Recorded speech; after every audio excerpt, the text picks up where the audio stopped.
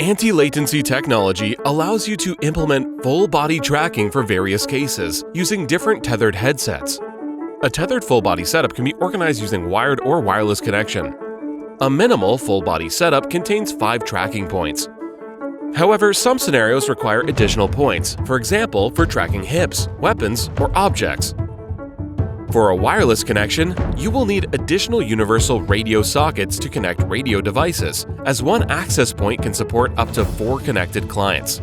In this case, bracers and tags wirelessly connect to their universal radio sockets attached to the host via USB port.